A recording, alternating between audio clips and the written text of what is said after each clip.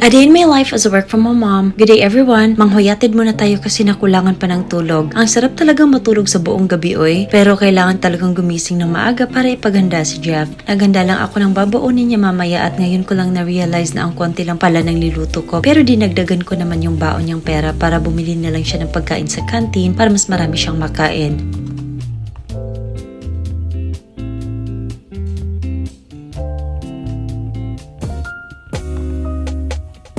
Naglagay na rin ako ng some biscuits and snacks para sa kanya and packed his lunchbox. Buti na lang at maaga rin gumising si Alex at hinatid na siya sa school. Pagka-uwi nga niya ay nagluto siya ng burger para sa amin pero konti lang ang kinain ko dahil first, hindi na ako mahilig kumain ng umaga at second, busog pa ako. Natulog na lang ako ulit at pagising ko nga ay nagluto na ako ng brunch ko. Nag-crave ako nitong saging na sabaw with ginamos talaga kaya bumili ako ng saging sa local market at ngayon medyo may pagkahinog na siya. Yung tamang hindi masyadong hinog na perfect And then I paired it with passion fruit tea and my quick brunch is ready. Tapos nang kumain sina Jeff at Alex kaya ako na lang rin ang kumain mag-isa while nanonood ng series. Naku, malapit ko na talaga matapos ito. Later in the afternoon, nagluto na ako ng beef bourguignon. Yung ibang ingredients ay minodify ko na lang at ginawan ko ng substitute. Maaga ko ngang niluto ito dahil kailangan pang palambutin ang beef at mga 3 oras siguro ang inabot nito. I don't have pressure cooker kaya tiis-tiis na lang sa induction cooker. Madalang lang rin naman ako magluluto ng matagal kaya pikit mata na lang muna sa electric bill ngayon.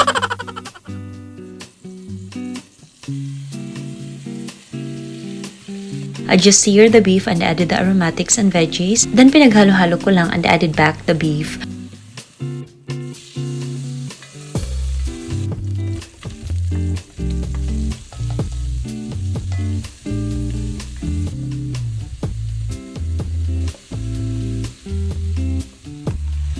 Then nilagyan ko rin ito ng flour, mushroom at yung red wine.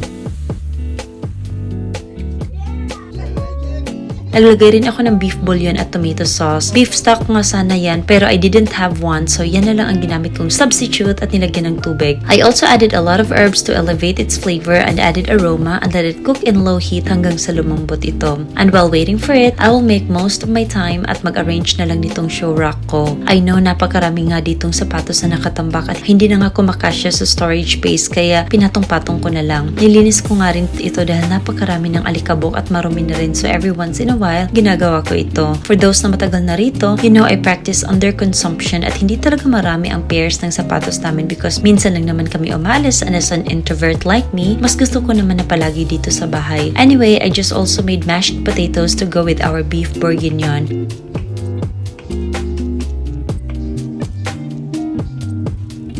At itong si Cookie, napaka-clingy sa papa niya at palaging nagpapalambing. Kapag ako ang nilalambing ng papa niya, tinatahulan niya kami. Parang gusto rin niya ng atensyon.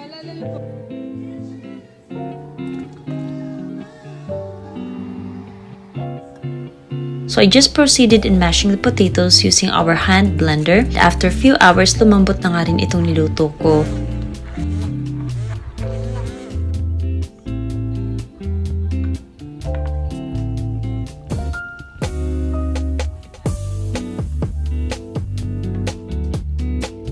I just plated our dinner and this is one of the best dinner food that we had. Kapag ginaganahan ako magluto, ini-effortan ko talaga. Si Jeff, hindi na nga siya masyadong mahiyain kay Alex at nakikipag-usap na siya. Nagkaka-bonding na rin sila simula ng palaging hinahatid sundo ni Alex si Jeff sa school. And just like that, my Monday has ended at mamaya magtatabaho na naman ulit ang alipin ng dolyar.